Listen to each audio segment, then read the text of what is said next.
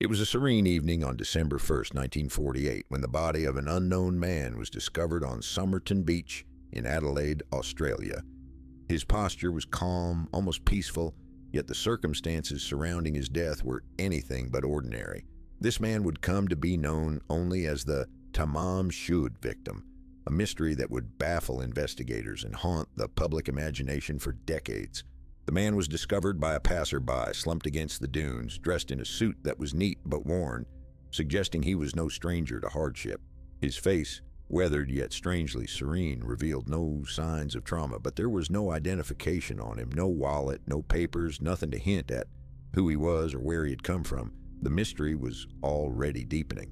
The initial medical examination revealed something chilling. The cause of death was unknown. There were no visible wounds, no signs of struggle, no poisons detected in the preliminary tests.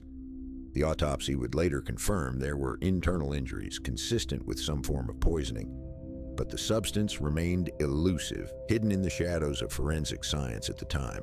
As investigators combed through the man's belongings, they found a small, tightly folded piece of paper hidden in a secret pocket of his trousers.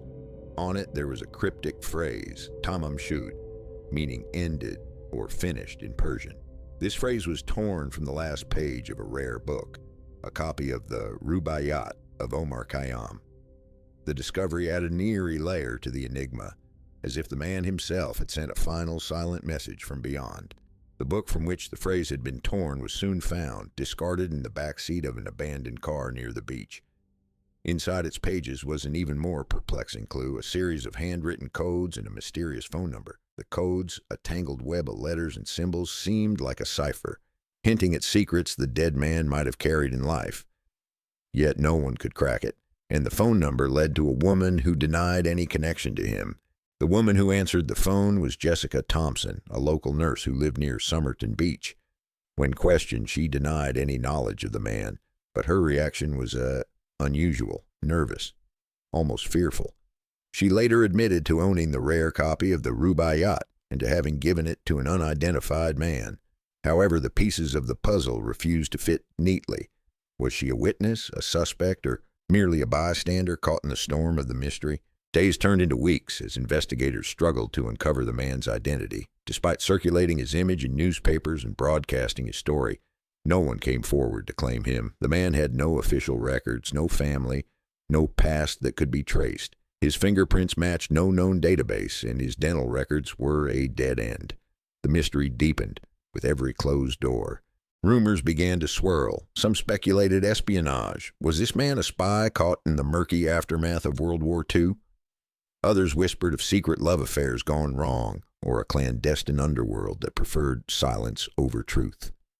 The coded message, the missing identity, the untraceable phone number, all lent weight to theories that the Tamam Shud case was a cloak-and-dagger puzzle layered with deception. In a desperate attempt to find answers, police exhumed the man's body years later, hoping that advances in forensic science might reveal new clues.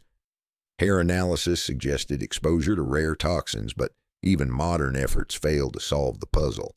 The cipher remained unbroken, the identity elusive, and the cause of death an enigma wrapped in shadows.